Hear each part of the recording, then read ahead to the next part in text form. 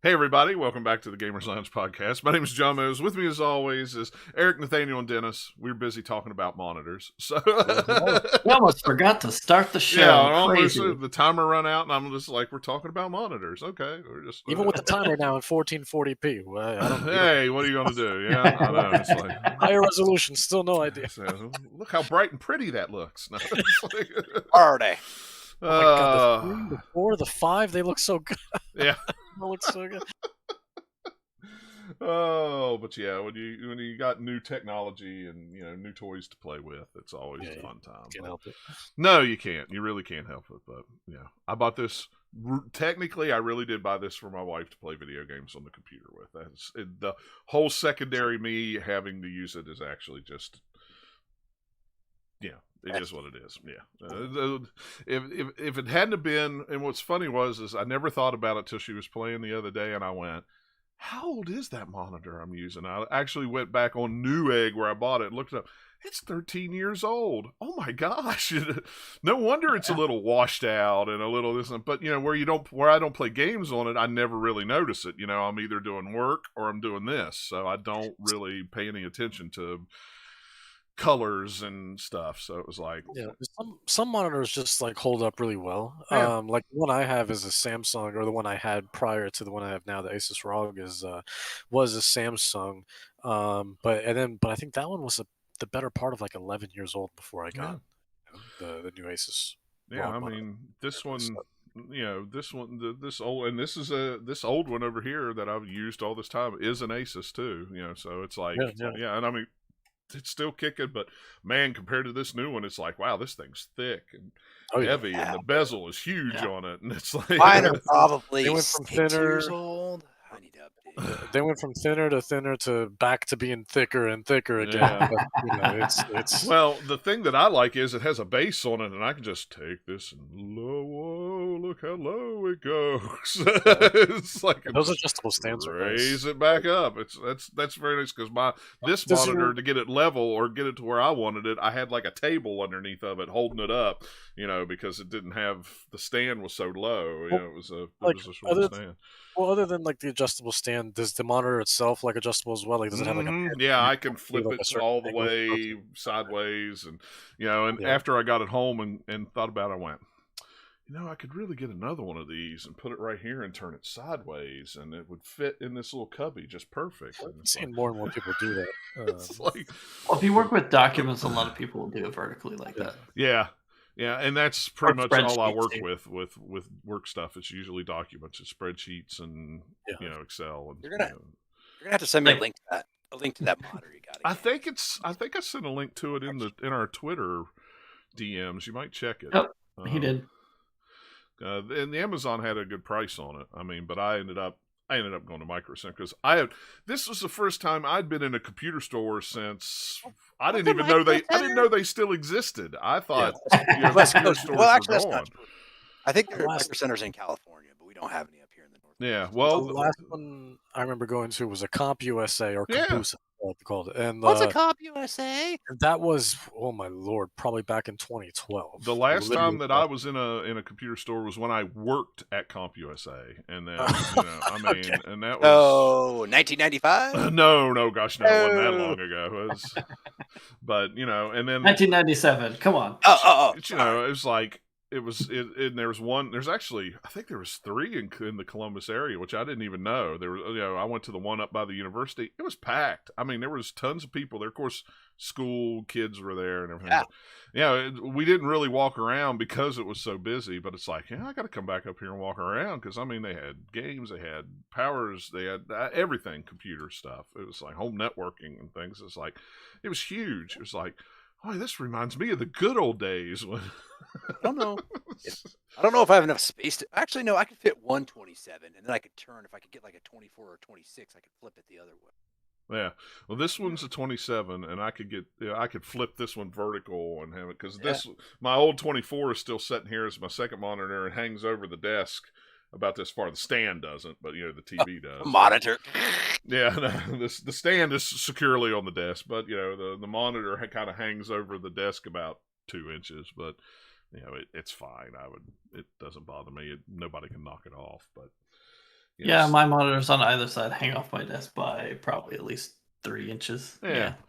But your base is secure, so that's Oh, yeah, for sure. That's the Yeah, it's important. kind of the same thing with mine, honestly. Yeah. It goes off just a few inches, but yeah, I mean the base is perfectly secure. It's that's all that matters. The base is secure. So just like in StarCraft, your base is secure. Sure. See how I bring that back around to video games? So I don't think that my StarCraft bases are any very secure. They'd probably be overrun by now. Oh, I'm sure mine. I'm terrible at StarCraft. Yeah, I'm not good. I'm not good either. Yeah, me too. No, totally not good. So, we'll start off with what we always do with what we've been playing. Of course, I've still been playing Sea of Thieves every once in a while. Double XP this weekend, so I need to start playing tonight. So yeah, doing that and having a good time with that, and Nikki playing with me now, so that's always fun. I did pick up my Guardians of the Galaxy pre-order yesterday. I was out of town all week, so I didn't get to pick it up Tuesday, but I picked it up yesterday. Boy, I'm glad I decided to pre-order that game and buy it, because it is really good. And the reviews were good. I started seeing the reviews on Monday, and I was like, "Well, the reviews are good." I hope reviews really are pretty good for that kind of a game. To a source, like 7s and 8s, probably. Yeah. Some sites don't do scores anymore, but I don't know. It's kind of whereas, exactly... I'm glad I didn't get it, because I've already got enough that I need to finish, plus new stuff coming later. Though, I'll get it when it's on sale at some point. But it does look like fun. It'll probably be on sale before long. Or by Black Friday, something. A lot of these games will be on sale by Black Friday. Yeah, honestly, I don't know what happened to that game up to launch, but it was nonstop marketing, and then it just dropped off, and then it came out, and like I actually saw your tweet about how you got it, and I was like, oh, it's out. Oh, okay. I didn't realize it came out, because it was nonstop trailer. Hey, have you heard about Guardians of the Galaxy again? You know, and then it just nothing for the last couple of weeks, and then I saw your tweet of hey, it's out, and I'm like, well, okay.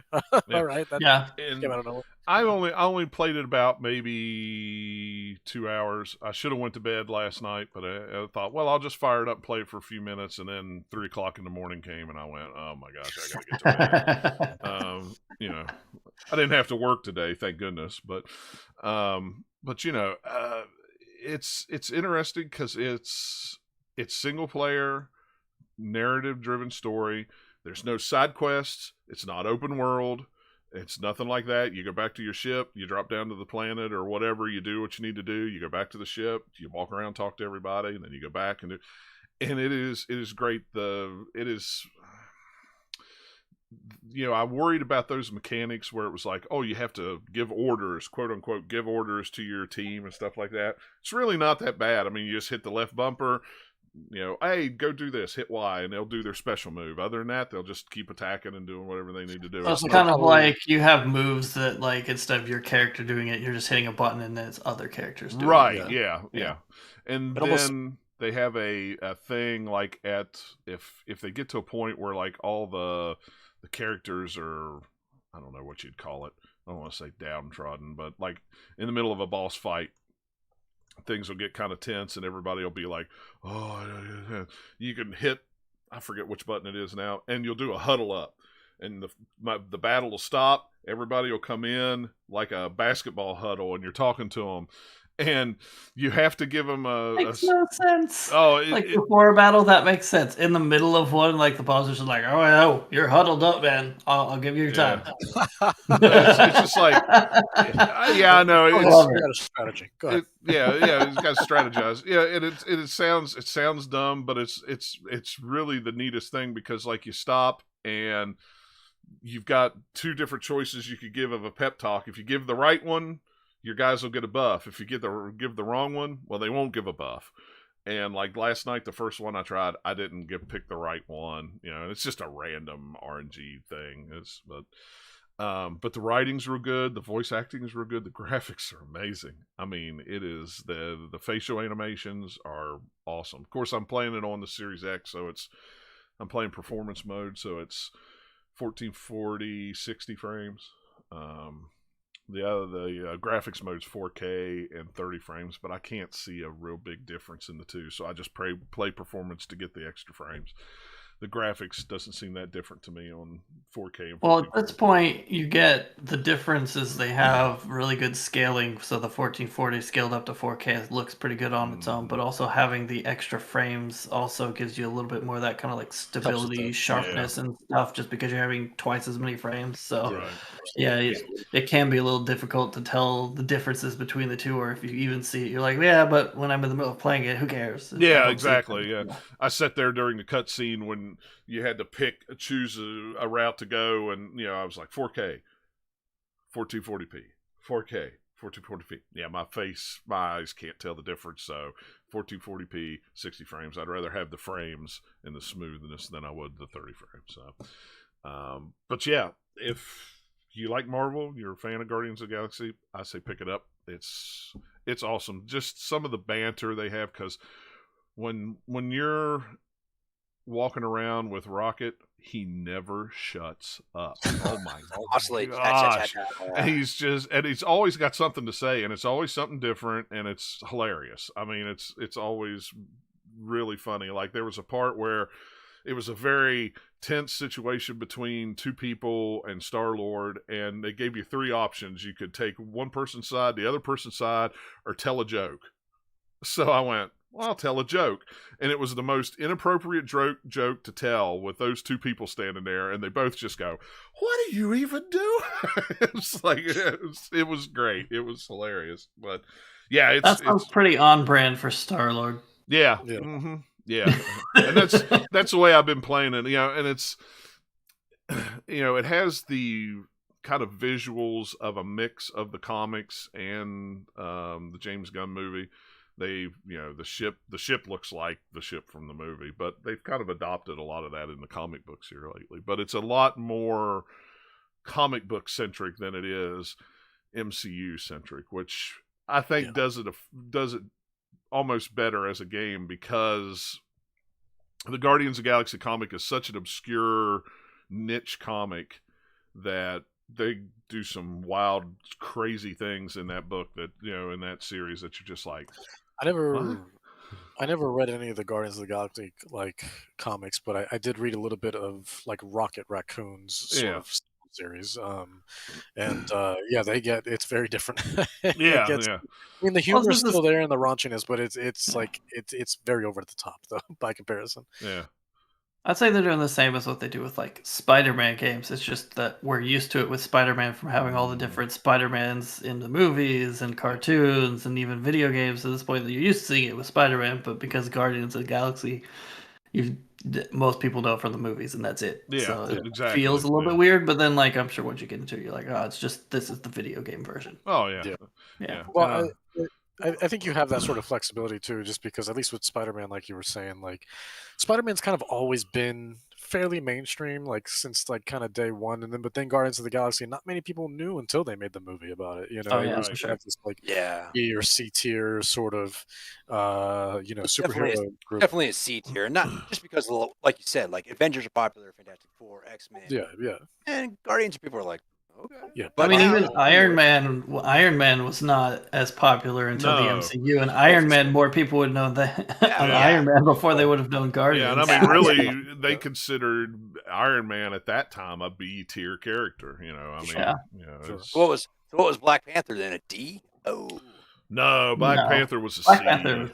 C or B character. But, Black Panther wasn't as. Well, I mean, there was plenty of tie-ins. No, it wasn't. Fantastic Four. It was so B, at least. Kind of depends where you're looking. But. Yeah, and but the music in the game is really good. They have a lot of licensed '80s songs, and that's the other thing. When you do the team up thing and you do your speech, then they play one of those random songs from your playlist. So you may be listening to Starship.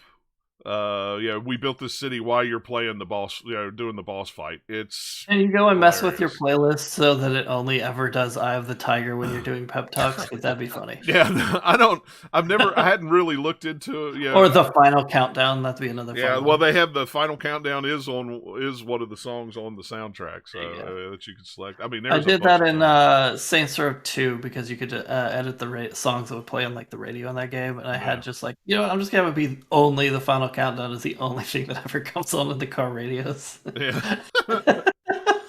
But it's just strange.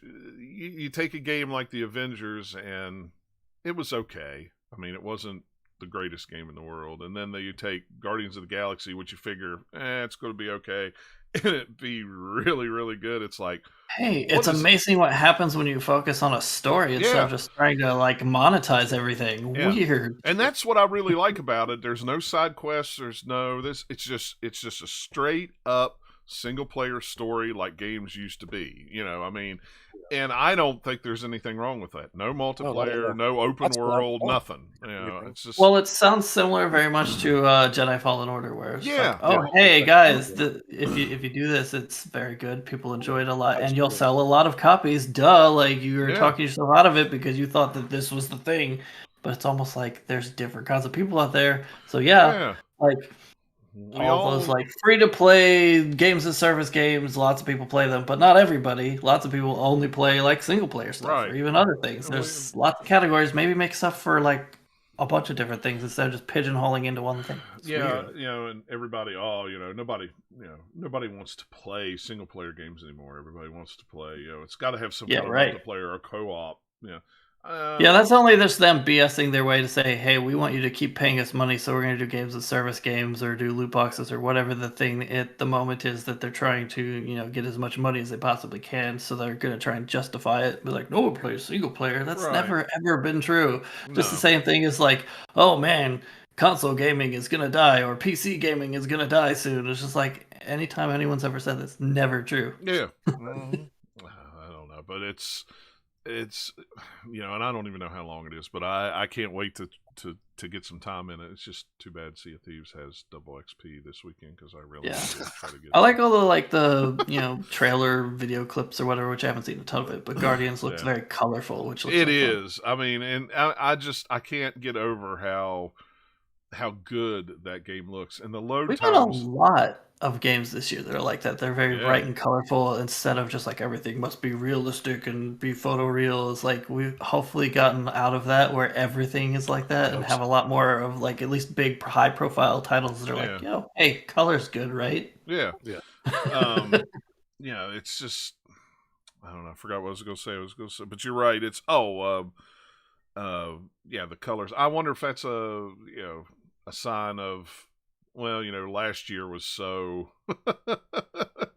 dreary and downtrodden. But some of these games have been in production way longer than that, so it's not like, hey, we suddenly rushed a game out in half a year, and it's that's true. Something that they've been doing for a while. It just happens to be, maybe we're just paying attention to it more because of that. Could be, like, oh, hey, I like these colorful things. Ooh. And it may be one of those things that just came around at the right time, kind of like that Ted Lasso show. I mean, they didn't go into it knowing, well, we're going to have a pandemic in 2020 and 2019, so we're going to make this really heartfelt comedy show that's going to, uplift everybody. It just happened to work out that way. It's like, so what I'm saying is, they knew, John. They knew. They had it in a plan. Yeah, it's all a government conspiracy. That's what it is. They knew what was going on.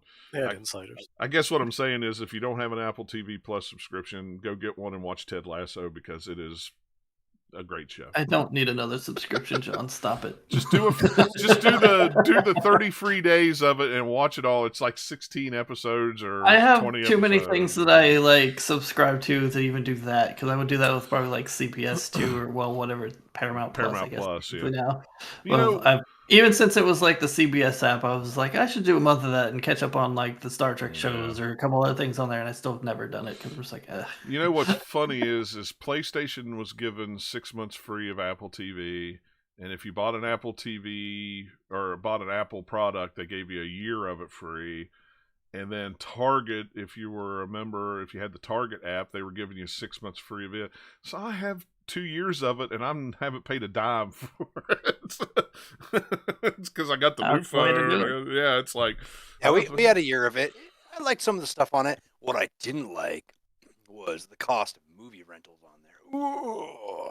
I don't rent movies. I mean, I was very happy about like the shows and the quality of stuff, but I was like, what's stuff cost on here? It's like, once Ted Lasso came out and we watched it, it was like, I like Ted Lasso, and they've kind of got some cool stuff on there now. The first year it was kind of rocky, but Now they've got good stuff. Yeah, they got but- some exclusive stuff on there too. Some other exclusive movies are pretty good too. Yeah.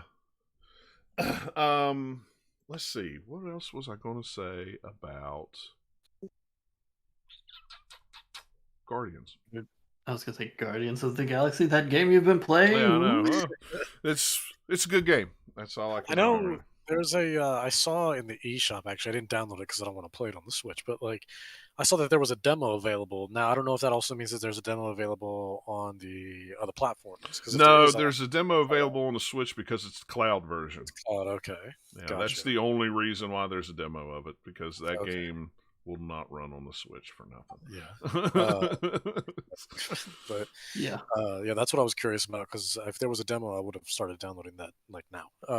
Because I do want to play it. I want to try it out. But yeah, that's definitely going to be a game that I'm going to wait for a sale on. Though it's not something that I really need right away, especially with everything coming out in the near future. And stuff that I'm still currently playing. Like once we get around to it, just like stuff that is currently out, but then also stuff that will be coming out that will be a huge time sink, like Shin Megami Tensei, and of course the new Pokemon and other stuff that comes out. So all that stuff has been shoved back for me now. It's like I want to play. It's not like I have much time to play anyway, so it's like Apparently, the new Pokemon game that's coming. Hey, to John. Switch, I have no interest in it, but apparently, I guess I won a free copy. So I'm like, all right, cool. I guess I have an interest in the one coming out in January. I don't know about the Diamond and Pearl. Yeah, that's the version. one that's coming. Diamonds. Yeah. Diamond and Pearl, yeah. I don't know. I don't know if I'm going to get in or not. I'm definitely, I'm more interested in the other one that comes out next year than I am Yeah, that one I'm definitely more excited for. the Arceus. remakes of regular Pokemon games again. I mean, it's great if you haven't played Diamond and Pearl, I guess, but I know it's kind of expensive. You played Diamond a little bit, but yeah, no, I just happened to decide to pre-order it when I traded in my PS4 and went, I'm kind of glad I did. And I got the deluxe version because I'm a sucker for steel books and art books. So there you go. So. It looks really good. It looks really good. Who is it? Crystal Dynamics again? That they do Yeah, this? it's the dudes that did Deus Ex. Montreal. Deus Ex and a Pokemon. Yeah, Square Enix Montreal. That's right. Yeah, it's Okay. Montreal. So, and I think that's why it's really good, narrative wise, is because it's them. Oh yeah, that they doesn't make absolutely any know. sense. Why not? Because Deus they're Ex- not known for narrative. Like, it has a good story, but no, I would have said like the Tomb Raider team would have been known for. Well, narrative yeah, more I guess than you're them. probably right. Because they're a lot more about the immersive sim. You can do all these different things, and it I does forget have good about- narrative. But Yeah, I no, forgot I'm just about glad they're Tomb still Raider. working. Because if you have a franchise that is puts as much resources as they did in the two Deus Ex games, and it never really quite took off as much as they wanted. That's when studios get canned sometimes. So it's good that they're still doing work. I think it's time for a new one. Especially, I want a new Deus Ex game, man. Those games are great. I think since Cyberpunk came out, so that Deus Ex would be a good one to come in and go, this is how you do Cyberpunk. Boom. We'll take it from here. Yeah. You Let's guys take it from just, here. I like don't worry it. about it. Got It's fine. We got this. Yeah. I mean, Cyberpunk is so screwed that like they've been fixing it for this whole year, and they're still laying the more fixes, apparently the HD versions and the free DLC. All that stuff is Apparently, cleared out. it They was delayed less it. than $10 a couple months ago, and I might have bought a copy for one copy. Which is sad because that game is really, really good. It has some issues as far as that, but I want to play it. the problem is a lot of people couldn't play that game just because of Right. how poorly it ran. But man, on PC, it was like, yeah, I can see some of these fringe edges that aren't as good, and some things that seem half done, but it was still a good core to it that was enjoyable. But if you're playing it on one of the older consoles that wasn't even barely playing it, then it's like, nah, that's no good, guys. It was playing fine on the Series X, but it wasn't playing good enough that I stopped and went, well, I'll just wait for it to come out with the XS, the X update, and play it then. Maybe they'll have all the bugs worked out of it by then. And I mean, they've done several updates, but a lot of them are just like, what are you doing? There's a bunch of tiny things you're working on and none of these big ones. Yeah. They have done a few, but yeah, each time they put out patch notes, I'm just like, wait, what? That's what you're doing? All right. Well, not to mention, apparently, like you were saying, because they haven't even really they've been delaying even the updates. That now they have their third roadmap now that is goes well into 2022 now. They have stuff Yeah. that was supposed to come out this year too. So This is a perfect example of a studio growing way too fast and not learning how to be a gigantic studio, because they got pretty big for Witcher 3 yeah, and still kind of managed to pull that one off. Partly because I think that was their third Witcher game, so even though it's got a lot of different things, it was more open world and all that stuff that they did with Witcher 3, they still at least had a handle on it, and yeah, they didn't have to like come up with lore or anything else. But Right. with Cyberpunk, they had some of that, but I think the lore and all that was there. The world building is there. It's just a lot of just the game wasn't finished for many reasons, and I think we can see from how they're trying to fix it afterwards that it boils down to bad organization, Yeah. which comes from, hey, we got really huge and we didn't quite know how to handle that. And they're not the only studio that's ever had that Oh no. issue. So hopefully they can figure it out. Anthem is infamous for that. So, I but don't think that is as much an issue of it growing too big on that. In that case, that's a case of yet another case of EA just trying poor to management. force. Yeah. Well, it's on EA's side for that one of trying to force some stuff down their throat. Not the least of which is yet another example of trying to use Frostbite for everything when it was only written for one specific thing.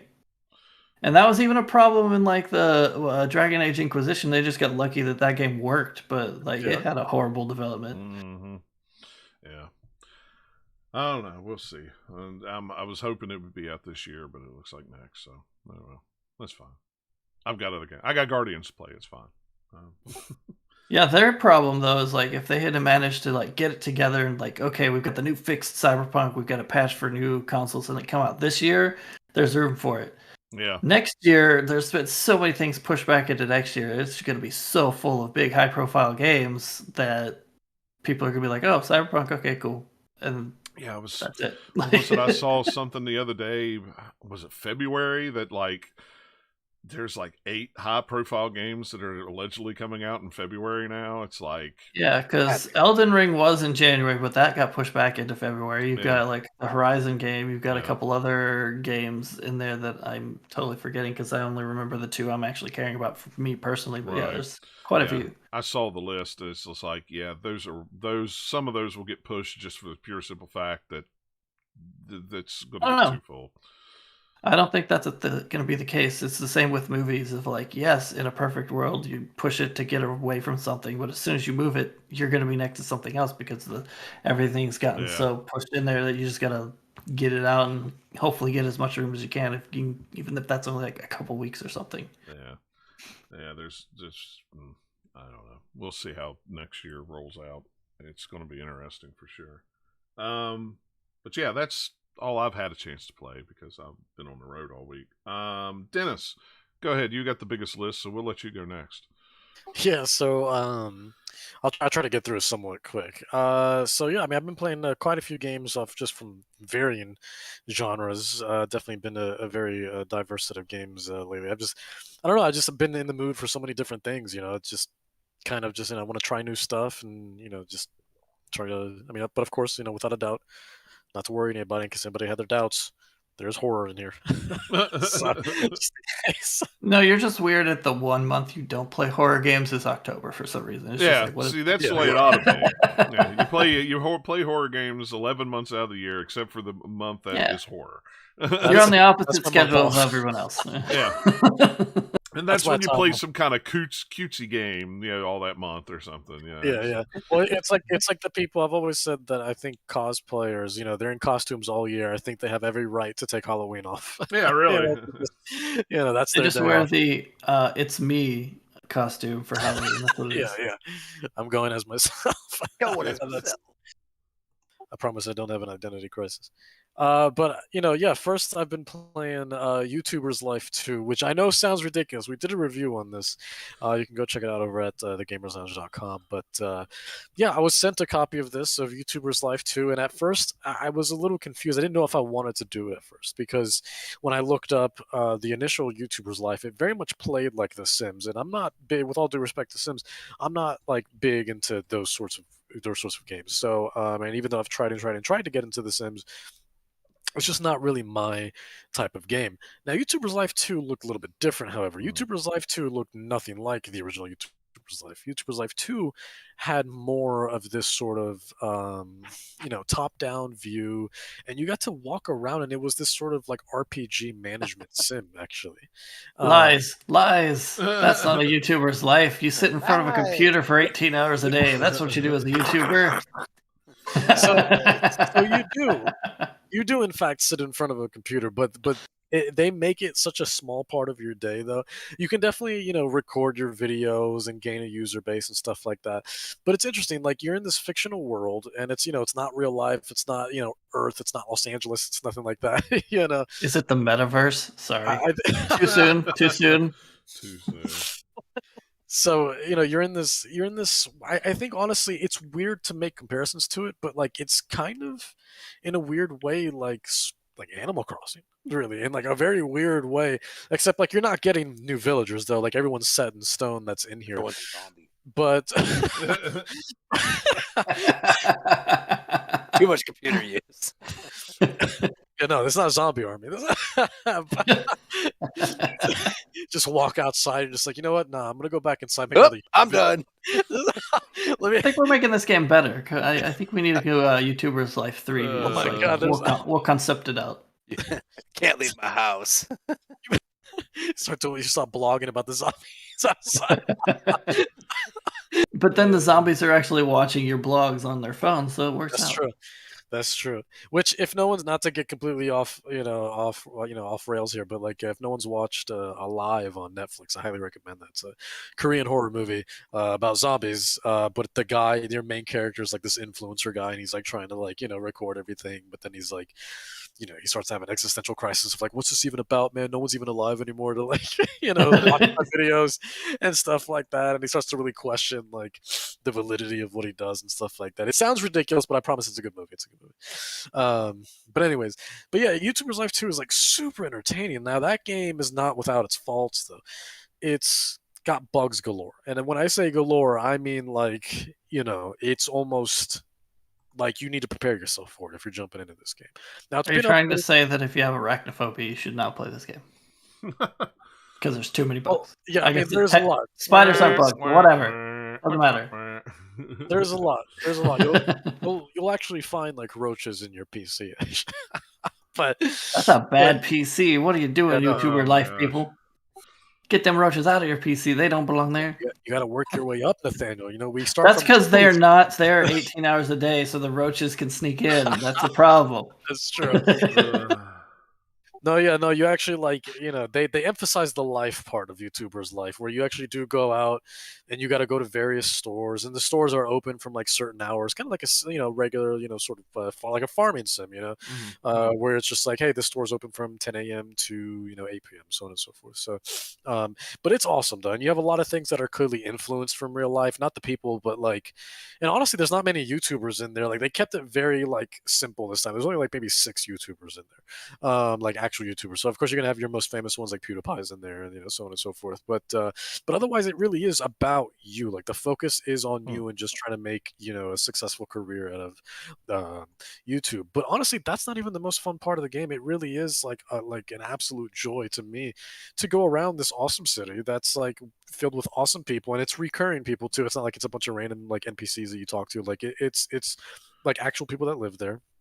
And you can build relationships like you would in a farming sim. You can give them gifts and raise their hearts, and eventually, if you wanted to, you can make them move in and marry them, so on and so forth. I don't know if you can have kids with them, but raise them to be a YouTuber. I don't know, keep the legacy going.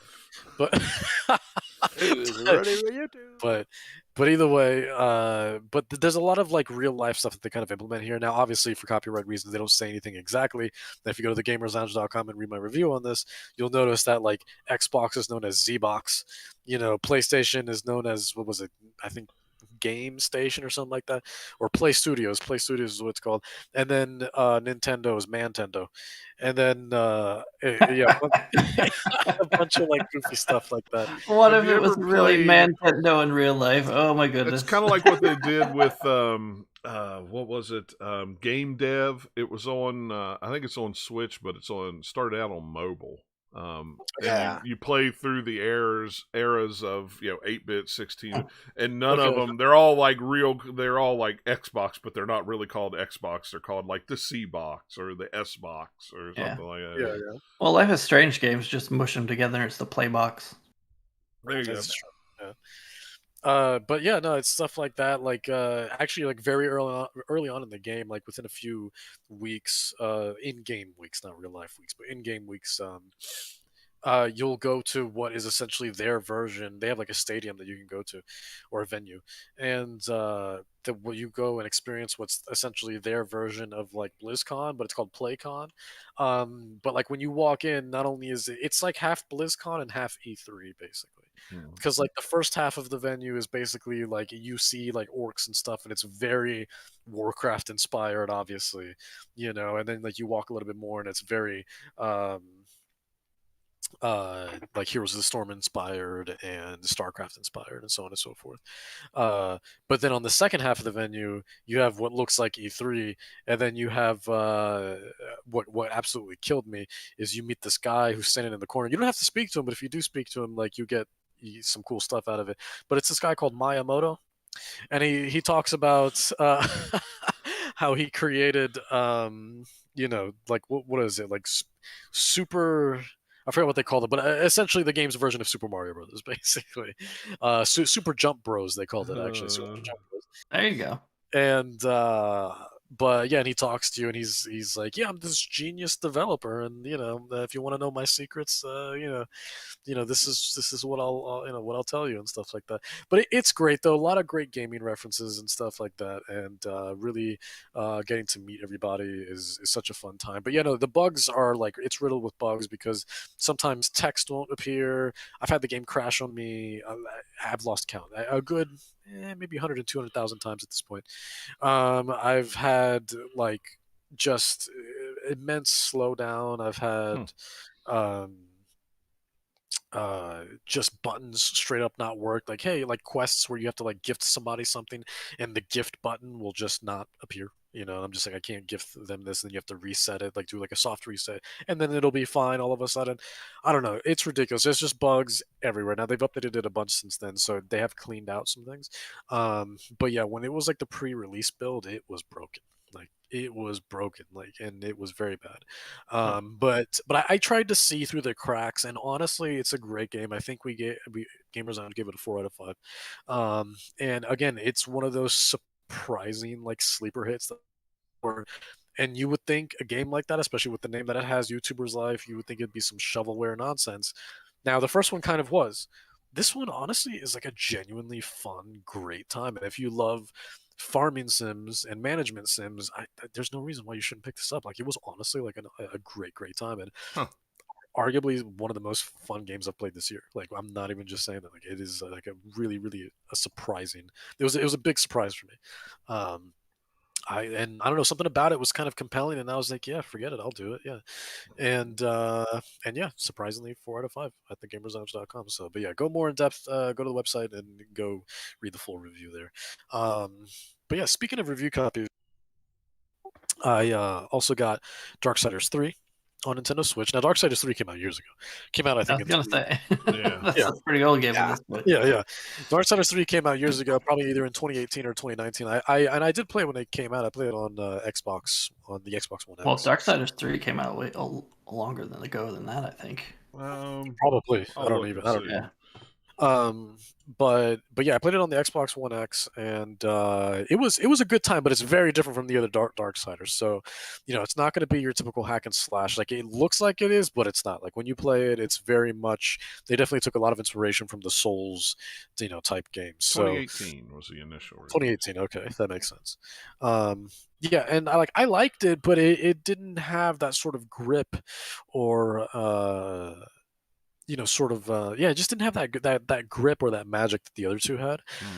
And I think it almost felt like I had a bit of an identity crisis. So, because Darksiders felt like Darksiders, like when you played Darksiders, you could feel the experience. You could feel the Darksiders experience, even though it was hack and slash. It still felt, looked, and played like Darksiders. It wasn't really anything like it. Right. Now, Darksiders 3, I feel like is just too. I don't know. There's too many games that now they want to do their version of Souls, and I'm like, don't. Like, you had a thing going for you. Why would you diminish that? Only just that you want to try something new. You could try something new without losing your identity. But Darksiders 3 lost its identity, and just didn't feel like Darksiders. I mean, I'd argue that the second one lost a lot of its identity too, but that's just me. Yeah, well, Like the first one is so good and it's so much a Zelda game that when they like put a loot system in the second one, I was like, no, that's not what I want. yeah. Well, they got rid of the loot system. They stripped a lot down for Yeah. Darksiders 3 and definitely made it a more. It's weird because it felt more cohesive because you could just focus on the actual gameplay and the story. So trying to make it more mainstream. Is that what I'm getting from this? I don't know if mainstream is the word, but like definitely. I don't know honestly. I don't know, but it didn't have that sort of grip and. But so I even though I spent hours and hours and hours on it, and I loved Fury, I thought she was a great character, but I don't know, it was a step forward, but it was a step back at the same time in a lot of ways for the series. And um but then I put it down after a while because I didn't really have incentive to beat it. And so, but I've been wanting to go back to it. Something about it's just been drawing me back. And I got it again on PC, but I never installed it again to play it again. And then it was on Game Pass for a while. Might still be on Game Pass. I'm not sure. I think it is. Yeah. Okay. And but when the Switch version was coming out, I was like, you know what? Yeah, why not? I'll go ahead and I'll get a review unit for that. So I did, and how I feel about the game aside, I gotta be honest. This is actually like a really solid port. It's a strong, strong port. Like it. I'm not gonna say it looks identical, but they did a very good job at keeping the overall sort of integrity and the look of the game. Like it definitely feels and still looks like Darksiders 3. But obviously there are some compromises. Instead of 60 frames, you're going to be going at 30 frames instead of upwards of 4K like I was playing on Xbox One X. You are going to be limited to 1080 if it even hits that. I'm not even sure. Maybe 900p at most. It does have a lower resolution for sure. But overall, it looks crisp. It looks solid. The textures are not anywhere near as flat as you would expect. It looks like it runs well. Looks solid. It's a solid port. I was rather impressed with it. However, one of the biggest sort of problems I have with it is that there is a loading issue, and that not necessarily that it takes a long time to load, like whenever you die or whenever you start the game or whatever. Because honestly, even when the game first came out, it had a lot of optimization issues, no matter what platform you were playing on. Like this is not a Switch exclusive thing. This is a problem with the game itself. But when I say loading issues, I mean like the game's already running. You could just be walking into an environment, and then all of a sudden everything will freeze because it has to like literally load everything as you're playing. Like it will freeze, and then it'll have a little load icon in the corner, and it really takes you away from that immersion. This is not a loading screen. This is you're still in game, but everything freezes like entirely. You could be mid jump, everything freezes, and then it'll just start up again because it has to like load everything in front of you. Basically, it's ridiculous. And that happens pretty frequently, and that's like a big issue that I have with that. Is it makes the overall experience feel very stop go and very jarring. But overall, a solid port. If you never played Darksiders 3 before and you're in the mood for something that's this sort of action adventure game with a little bit of a challenge, definitely look into it. Again, not a bad game, but if you played other Darksiders, you're gonna be disappointed. But it's a solid port, and if Switch is kind of your only option at the moment, it's worth checking out, especially since it does have the DLC included. Now you are paying $50 again. Well, at the time it came out, it was 60, but this time it's 50 MSRP on Switch. Does have the DLC included. Big problem is if you just want to play the base game, you can get that for so cheap now. You can get it next to nothing. Like I think I got my physical copy. I'm not even joking, for like $5. I'm not even joking. So, on Xbox. So, but yeah. So, but it depends. If you want that portability, it's great for it. But I've noticed that playing Darksiders 3, because of how epic it is, it's definitely still a TV experience. Like even though it was awesome playing it in handheld mode, I still found myself putting it back on the TV because it just looked and felt better seeing it on a big screen. Yeah, I can kind of see that. Like You need that Yeah. big screen to be able to get all the action. For sure, especially for a game like that. But yeah, no. Did you notice much of a difference in handheld, playing a handheld, like the frames versus No. like playing on the TV? No. No, that's what I mean. Like That's it was like it's a pretty solid port. Like and whether you're playing docked or handheld mode, like you're gonna have pretty much the same experience. But because of the type of game it is, you kind of want that theatrical big screen rather than Right. a small sort of handheld. So, um, but uh, but yeah, if you want more in-depth information, go to thegamersounds.com and check out the review there. Let me get the next one here. So, and also more reviews. Like I've been doing so many reviews lately. So my fingers hurt, John. Everybody, fingers hurt. Well, I So just many shoved reviews. you another one the other day, so You it's did, like, you did. hey, here you Which I was go. writing. Yeah. Which I was writing today. So I was writing. I was continuing to write that Don't before the don't podcast. ask me if you want it, because they all come in at the same time. I That's know, always I what know. happens. So That's the part that kills me. Is you would think, despite all the different release dates, they all just happen to come in at the same time for some it's reason. ridiculous. Kills me. But yeah, so this one I'm not gonna have such nice things to say. This one's called No. Shadow Corridor. Oh, Now this game actually initially came out years and years ago, actually on PC, and at the time I guess people enjoyed it because I looked up Steam reviews just to see how it compared, and because I was like, do I only feel about this way? Because after I got done writing my review, I was like, let me check, because every time I get finished writing a review, especially for a game that's like a port, right? I want to go in like through like a time capsule basically and see how people liked it at the time compared to how it is now on this port, what's enhanced and stuff like that. And everybody on Steam like loved this back when it came out in 2017, 2018 maybe. And everybody was loving it, but I did not enjoy this game at all. So Shadow Corridor is basically, think of like a horror version of Pac-Man, kind of like Dark Deception. Except you're in these very Japanese inspired, or they not inspired, but they are Japanese environments. And so you're going to be in a very traditional Japanese home. And then you're gonna in one level, and then the next level you'll be in these sort of catacombs, and the next level you'll be in like this sort of in like a village, and then another place with a bunch of shrines. But you have spirits constantly chasing you, and the end goal for every level is essentially the same, which is collect these what are they called, like mahatamas or whatever, magatamas, but essentially these stones, these very spiritual stones, and you have to collect every a certain amount of them. And while you're going through this maze-like level, eventually at the end you'll put the stones into this little platform, and then eventually you'll beat the level. Now, sounds simple. It's not, because a lot of these levels are massive, and I mean massive. I'm not sure if it's procedurally generated or not. I feel like some of them are. It didn't seem like it was 100% procedurally generated, but there's definitely a level of RNG to it, and it felt unfair. Now, if you play on easy mode, they do give you a mini map, but the normal difficulty. Now, I don't mind if a game is hard or challenging, but this genuinely felt unfair. And I've played games like these before too. These survival games where you're being chased by spirits and ghosts, and you got to collect stuff, and get to a certain point to beat the level. No, that's fine. I've played plenty of those, but this one just felt different. It felt unfair. None of it was rewarding. I was not having even an ounce of fun. The only thing I could really get out of this game was I really appreciated the environments. The environments were like really genuinely like authentic, like Japanese environments, and they were awesome to play around in. But the game itself and how it handled it was just kind of, the presentation was kind of poor.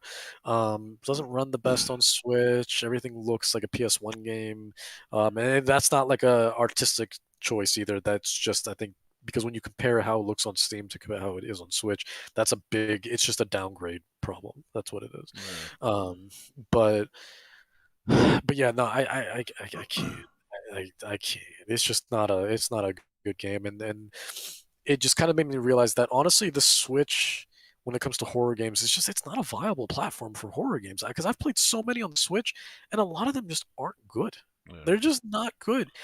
The only one that I still maintain is still the best port, I think, of any game. Not horror games aside, this is just the best port on Switch to this day, I think. is Alien Isolation. That game is incredible. That game, actually, believe it or not, I think Digital Foundry actually did a video on this. Somehow that game runs and looks better on Switch than it does on PS4 and Xbox One. How? Yeah. I don't know. Yeah, I don't know how. remember watching that. Yeah, because everybody kind of freaked out when that game came out and how Yeah. well it ran on Switch over last gen consoles. Yeah. It's I mean, crazy. I guess that they put a lot of love and care into that port, and then the other platforms were just like put out. They didn't put any extra magic and juice in it to get every last little bit out of it. Yeah. Yeah. Like, I mean, I played Alien Isolation on PC, so I really had no familiarity with how it was on consoles, even though I own it on Xbox. But seeing it on Switch, and I was actually playing for the millionth time on my PC while I was playing the Switch version for review also. And going back and forth, I was like, oh my god, like these are identical pretty much, and it was awesome having it in both handheld and on the TV. And I still maintain that's still like the best, not only horror game on the Switch, but the best port on the Switch, in terms of optimization and just how well done it was, and just that conversion was beautiful, absolutely beautiful.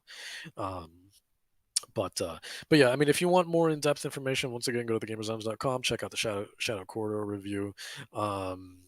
Is it worth it on a sale? Maybe on PC, but not on Switch. I would say stay far away from the game on Switch. It's unfortunate, but yeah, and it doesn't really seem like a type of game it's actually published by NIS America, and we love them here. We love NIS. Oh yeah, they've always been. Yeah. They've always been one of my favorite publishers, personally. So, but yeah, no, that was a swing and a miss, that game. But on Steam, from what I've seen, it seems to be pretty solid there. So check it out on PC if if it seems interesting enough.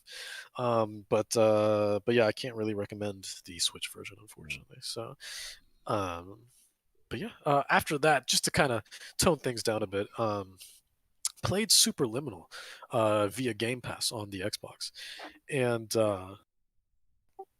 if you're not familiar with Superliminal, it came out not necessarily recently, but not necessarily that long ago either.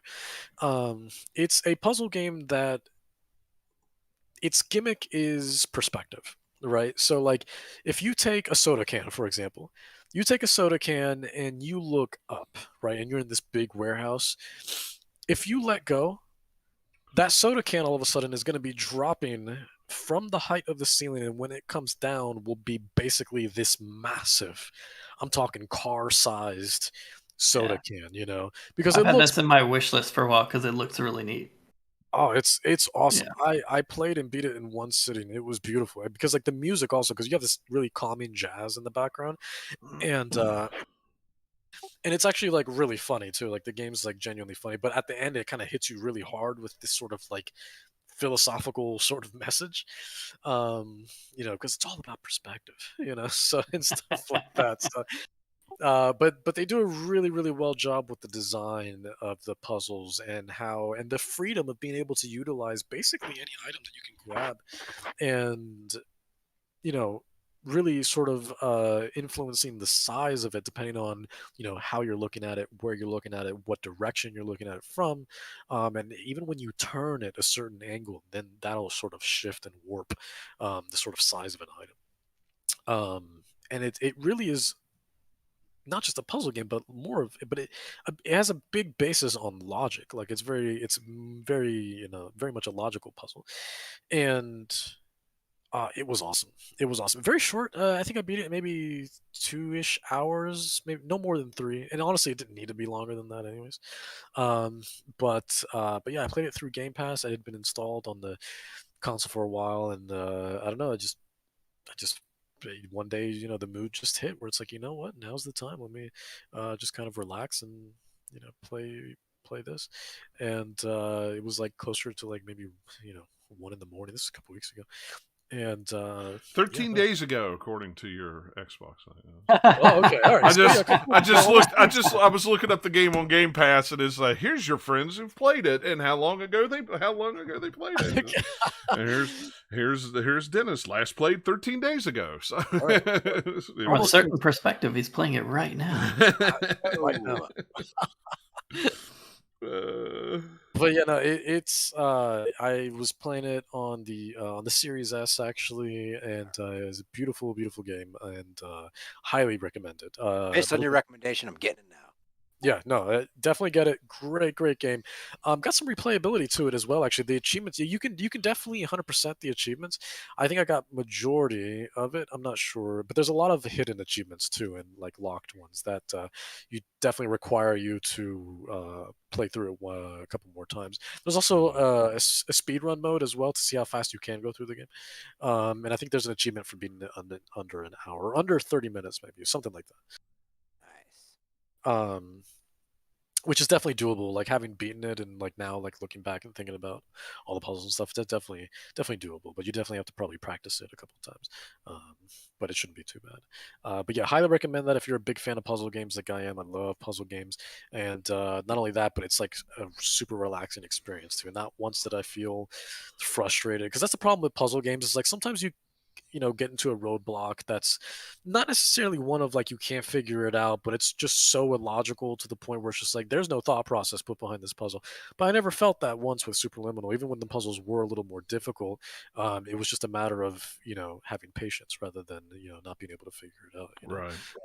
So, but yeah, highly, highly, highly recommended, and it's probably on sale now with all the sales going on and I'm Steam sure. and the Epic Store and stuff like Yeah, that. it's definitely on sale on Steam right now with the Halloween sale because I saw it when I Okay. looked it up. Perfect. Yeah, and of course, if you're an Xbox Game Pass Ultimate member, then there it is. No reason not to Right. download it right now and try it out. So, but yeah. Speaking of Xbox, just jumping back into the horror of things, almost beat it. Not just yet. We're in the final act, but finally, the new Dark Pictures game came out. The one that's called House of Ashes. That's the third one. That's the third one. Correct. Yeah. Correct. Yeah. First one being what was it? Just Man of Medan, and then it went Little Hope, and then yeah, now this one's House of Ashes, and it's a great time, great time. Not anywhere near as scary as the other two though. This one's definitely more. I guess they go for a more like intense atmospheric horror than actual like scares and stuff like that. This one very much feels like a mix of like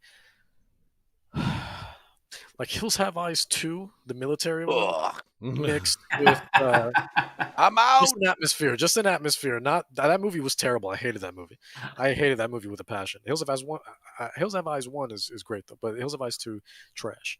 But just in terms of like how it carries itself, just because I mean you have the military with and then all these sort of demented beings and stuff like that, mixed in with The Descent is probably a good way to kind of mix. I love The Descent, but Yeah. um, but yeah, it's not as it's definitely like unsettling, but not anywhere near as scary as the first two.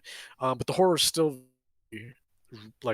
well done though, and for when it is there, and it's definitely dark. Hence the name Dark Pictures. But it's very very well done, and the game's been an absolute blast to play. I've been playing that with my girlfriend. We've been trading off, playing the movie night mode where you can choose certain characters to play as, Yeah. and it's been a blast. It's been an absolute blast, and just like the other two have been.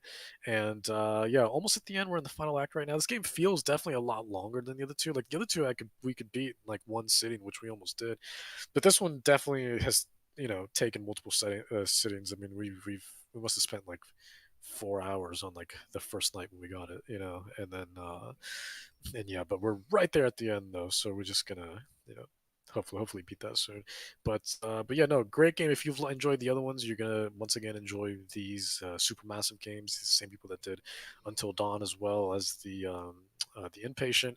Also great games, worth checking out. And if you're a big fan of those, choose your own adventure type games, no reason why you shouldn't play this and pick this one up. It's awesome, especially for only $30. Like, come on, like it's great. Yeah. So, yeah. So and then one more in the horror spectrum, and then we'll get to the final game. But yeah, continuing the kind of realm of horror, I've been playing a game called Howling Village Echoes. Been playing that one on the PC, and that one's sort of like a point and click horror game. Mixed a little bit of like hidden object to it as well, and it's like a point and click hidden object visual novel kind of. Now this game is actually based off of a film. I can't remember where the film is from. I can't remember if it's a Japanese film or a Korean horror film, but yeah, based off of the game for the same name. It's not called Howling Village Echoes, but the movie's just called Howling Village. And yeah, it's basically kind of your standard story of like, here's this interesting part of Japan that has this sort of spiritual sort of backstory to it. And there's a lot of malevolent spirits that really just want to, I don't know, just do bad things to you, basically, as they do. But I like this a lot because it touches upon Inunaki Tunnel. Now, Inunaki Tunnel has a very real life sort of history to it that is malicious in a lot of ways. I'm not going to go into it. If you're interested in the kind of stories of Inunaki Tunnel, go look it up for yourself. But Inunaki Tunnel is a part of Japan that kind of holds a similar sort of stigma and aura that Aokigahara has, right? With Aokigahara being known as the suicide forest, right? So it's kind of similar to that. Unaki Tunnel is pretty brutal, so it touches upon that in a lot of ways. But it's been enjoyable. I'm someone who loves point and click. Sometimes you want to keep things simple. You don't want to move around too much. Just want to enjoy a game and not really involve yourself too much in it. So it's been perfect for that. And yeah, it's been really, really solid. The localization's fine. I saw it on the Switch eShop actually, but then I ended up just getting it on the PC. It's pretty cheap. It's like $7. Yeah, so I was going to say, I just was Googling to take a look at it. It's on the eShop for $7 too. So. Yeah, and that's where I initially saw it. But then when I saw it was on PC also, I was like, yeah, why not? I'll just go and, that way I can literally point and click, Right. So yeah, I've been playing it on the PC, and it's been a pretty awesome time. It's like it's scary, but it's like oddly relaxing just because of the nature of it just being a point and click. It's not really relaxing horror game. It's Minimal jump scares.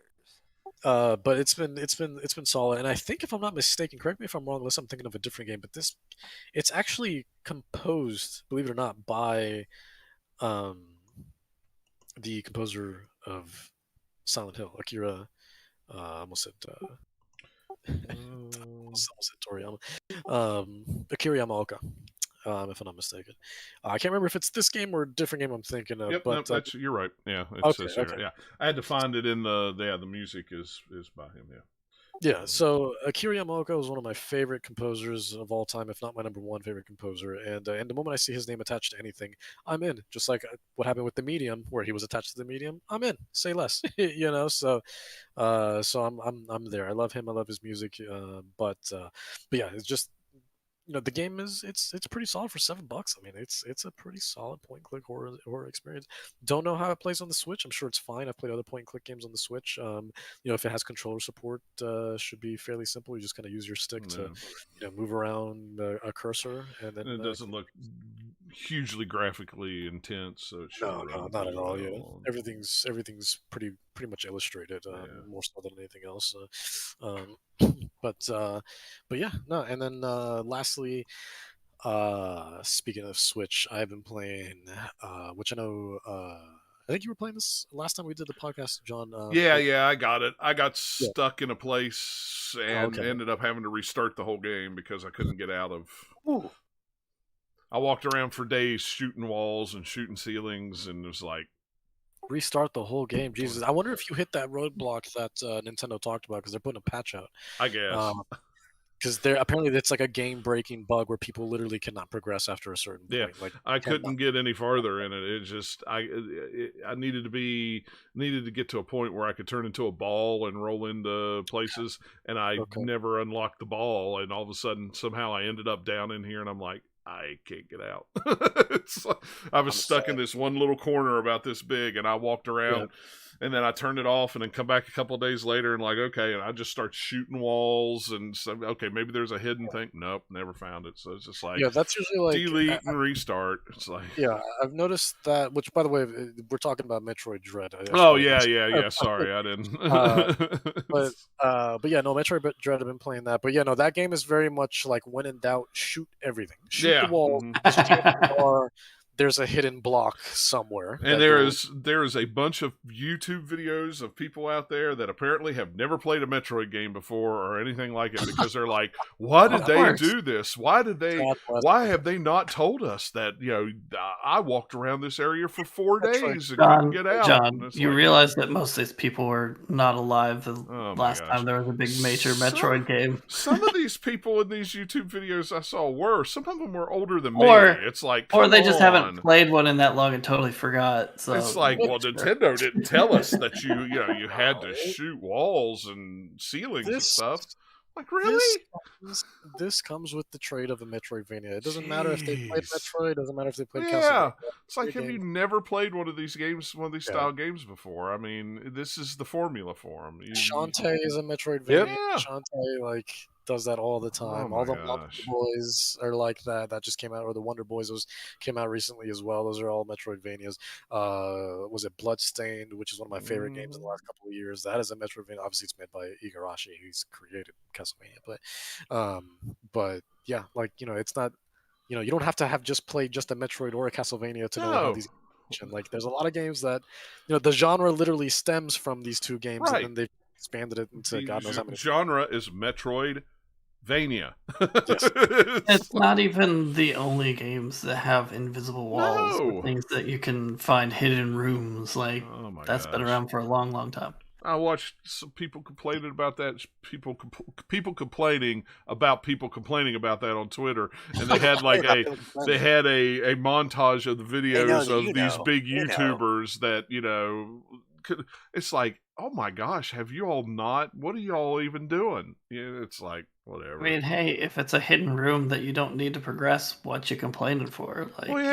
It's a little secret. Who cares? Yeah. It's like, calm down. But yeah, and that's why I ran around that area going, okay, let me just try shooting everything, and it's like, nope, I would be willing to bet it's a lot easier to find secret rooms and hidden walls in that game than it is in a 3D game. Dark Souls has freaking illusory walls all over it, but because it's such a big game, they're a lot harder to find because you're not going to smack every single wall. Yeah. It's like, oh, hey, somebody put a message there that said there's a illusory wall ahead. Let me hit it. Oh, nope, that one was a troll message. Oh, let me try this one. Oh, that one was a real message. People kill me. But anyway, yeah. So I take it that you're liking it, though, Dennis. I love it. Yeah, no, I thankfully I haven't come into any sort of roadblock just yet, but there have been a few instances where I'm like, man, should I look this up? Thankfully, I haven't yet. So everything I've been figuring out on my own, thankfully. Yeah. But yeah, it definitely makes you think at some points. But again, this is just part of the genre, and personally, I love it. There's an odd addiction factor to it. Just figuring it out and getting something and going back and be like, oh my god, now I can access this one area since I have this ability now. Thank God. Something super fun about that. I don't know why. So, but it's not to mention it's such a beautiful game. The graphics are gorgeous in this game. My God, and I can only imagine what it's like on the OLED. I mean, I've been playing on the standard Switch. Yeah, it looks great. I mean, it looks absolutely great. And I laugh at all these people that when it was announced was like $60 for a 2D game. What in the world? This isn't. It's like, yeah, you're all a bunch of fools. You're all a bunch of fools. This game looks great. Right now, it's probably my favorite game of the year, I would say so far. Really? Even though I got stuck in a place and had to restart the whole game over. It's definitely up there for me. I mean, we still have another, Yeah, we still have another 3 months, so it's like there's still a lot coming out between now and the end of the year. But and then we'll do our 2 months, John. 2 months. 2 months. Yeah, I guess this is pretty much the end of October. I forgot.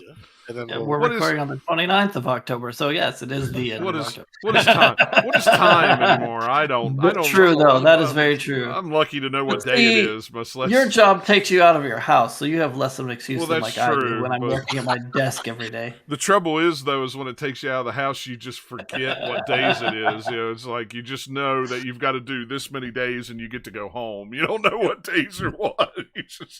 You just know I've got to be gone this many night cycles and then I can be home. This is day 4, so I have 1 day left till I can drive home. Yeah. What's the date? I don't know. If it was Monday. Yeah. 3 days ago. Yeah.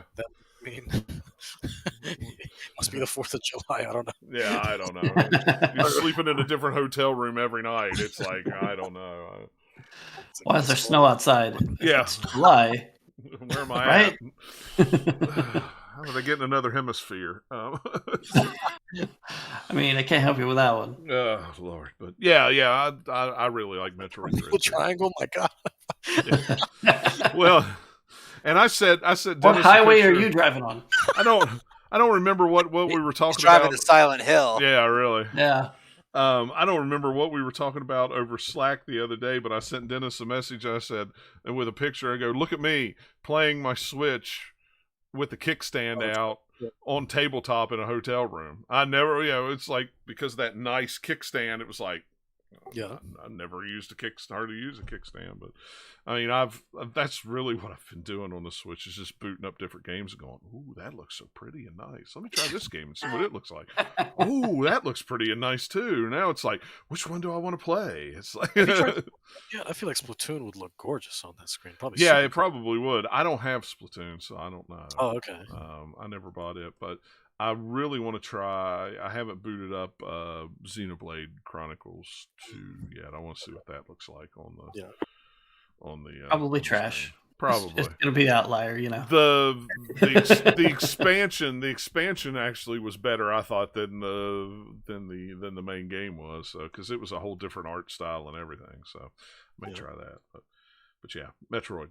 Awesome. Yeah, Metroid Dread has been absolutely incredible. My girlfriend surprised me with it, and it's been really, really difficult to put down. And it's really, really difficult. But it is. I don't feel bad because But it's the difficult. good kind of difficult, though. That's the thing. Like, it challenges you in like the best way. Like, I don't feel frustrated or pissed off. No, it's a welcome sort of challenge, Yeah. and the game, I don't know, it's just really well made. It's just, the game is fantastic. I love it. It's really great. I like it a lot. But yeah, no, that's everything I've been playing. Cool. Well, go ahead, Nathaniel. You're next on the list. So you've only got 2 I've only games 2 here. games What on crap my is list. this? So I played. Okay, let me take you on a journey here. So since the last podcast, I played about another chapter or so of Alan Wake Remastered. Okay. And probably would have finished it by now. I installed the Medium off of Game Pass. Never booted it up because I started playing Bloodborne and forced myself past the first hour of it and past the "I wish this was 60 frames a second" roadblock that I had the last time I tried to play it. And I'm now like 30 hours in, like deep into Bloodborne. That game. Well, I want to play a game. I'm playing Bloodborne right now. I'm hearing rumors that Bluepoint has already got the PC version of Bloodborne done, and they're going to bring out a 60 frame version for There have been PS5. rumors about that stuff for so long that it's just like, I'm not going to wait for that. I think No. Well, you'll be happy to play it again. So what I'm doing is I'm just playing Bloodborne, just the regular base game. And so when it inevitably comes out on PC or re-released on PlayStation, or whatever happens where it's like the nice fancy 60 frames a second version, I'll play the DLC then. So it'll give me something new to look forward to, exactly. in addition to just using different weapons and whatnot. That's kind of the other fun thing of replaying the FromSoft games. But yeah, Bloodborne is amazing. That game is probably now tied for my favorite with Dark Souls. It's that good. And I still don't like that it's 30 frames a second and it's like really, really jaggy because it's 1080p and just the way that engine works. That if they could just, even if just the frame rate were faster, it would still have some of the stuff that would be a little bit worse. But you notice it a lot when you're swinging the camera around or you're in the middle of like a lot of fast action because there's a lot of enemies and you're just like trying to roll out of the way a lot. That's when you notice it a lot, both with just how it looks and also responsiveness a little bit. Well, you get a little bit of the input queuing that they do in those games. You notice it a lot on the 30 frames a second. Yeah. Well, I never understood why they just didn't just patch it to unlock the frame rate at this point. I mean, I know it's. I don't just hire the guy who did it on his own on the PS4 and then like revamped it for the PS5 to like, hey, here, just do an official version for us. Hire him. I don't want to say that there's not there can't be that much involved in it because I'm sure there probably is more than I would think. But I still wouldn't think it would be that hard. My guess is it's going to be harder than just that. My guess, here's what I'm going to almost guarantee is what's going on. From Software is going to have to be the one to port it because they're the ones who did that game. Right. Like, I think there's Japan Studio is also on the logos that pop up at the beginning, if I remember right. But anyway, FromSoft is going to have to be involved somehow, and they're Right. going to be like all boots on the ground getting Elden Ring done at this point. So unless you're just going to hand it off to another studio, like Blue Point wouldn't do it because they're not going to do a remake of Bloodborne that way. Right. Unless Blue Point suddenly is like way bigger and they were doing this on the sly somehow. In addition to the Demon Souls, like, yeah, when we're doing Demon Souls, let's just do Bloodborne at the same time. It's easy, right? We can do that. Sure, yeah. I mean, that'd be a nice surprise, but we don't live in that universe. All I want is just, you don't even have to like upgrade visuals or anything. Just unlock it so it runs at 60. Come on. Yeah, I mean that's it. I think once they do, I'll also start the game with the cane whip, because that thing's fun. But at 30 frames a second, it would be way cooler at the faster frame rate with how that like weapon handles. Yeah. Because it's definitely the speedy dexterity kind of weapon that you start with in that game, because you have like the 3 different ones you can pick from. I just did the classic the saw blade crap. That's not what it's actually called, but anyway, the saw that you see in a lot of like the Bloodborne kind of like posters, materials, trailers, whatever. Yeah. But yeah, man, Right. I like that game a lot. It's really, really fun because it kind of pares down some of the formula from like the Souls games in certain ways, and then just does a few different things in other ways so that it feels a lot different. But it still has a lot of. The reason I'm really, really, it has a lot of the similar design for the levels that Dark Souls 1 does, or even like maybe Dark Souls 3. Because you do have kind of like the hub little kind of world, the hunter's dream that you go to, and then it has little teleport tombstones in this game where you pick which kind of lamp you're going back to, which is the bonfires in Bloodborne. Is they're like little blue lamps with the little creepy little guys that pull around the bottom. Crap, what are they? I can't remember what they're called now because it's been so long since the beginning of the game when they told me. But anyway. It's like, what are those little creepy guys called? I don't remember. Like, man, that's gonna bug me. I should know it. It's one of those things. As soon as I'm not trying to think of it, it'll pop into my brain. So yeah, like you have that little bit, but mostly like you're still running around and it's all interconnected to where you have this whole area and you go around this whole long way and then oh look, you unlocked a gate, so now you can go quickly from your starting point to this other area because you've unlocked a shortcut. They have a lot of those. In Bloodborne. Even some ones that are a little more obscure, where there's the very beginning of the game, you have like kind of like the cutscene, you kind of like wake up in this building, you kind of like walk down some stairs and walk out, and you're in kind of a little graveyard area, and there's an open gate ahead of you, but on the other side of that same kind of little courtyard, there's a locked gate. I didn't get that thing open until hours and hours later, like over 10 hours, probably 15 hours at least in, where I was in a completely different area of the game, and I ended up climbing this really, really long ladder, and you end up coming out of this grave, and then you can go open like gate that you saw at the very beginning of the game. Oh, jeez. And those moments in these games are kind of what you were talking about with Metroidvania games, where like, oh, I have this new ability, and now I can go unlock this thing. It's similar to that, where it's like, oh, hey, I went on this whole crazy journey through all this whole down through all these like caves or wherever, looped around, have no idea where I am, and then you come out somewhere and you realize, oh wait, I've been here before. I know where this is. That feeling is so cool because you're like, oh, I just unlocked a shortcut. Now I can go this way to get to this thing. And that's part of why I like Dark Souls 1 so much, because there's tons of that in that one.